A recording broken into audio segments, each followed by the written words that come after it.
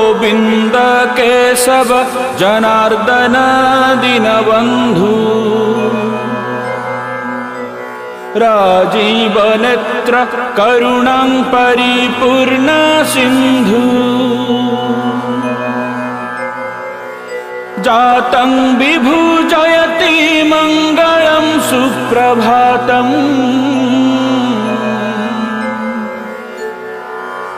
नीलाद्रीनाथ जगदीश जहि निद्रा घंटा मृदंग वहमितं वाद्यवृंदै गीतेस्तथा स्तुति भितरत्रो दीवो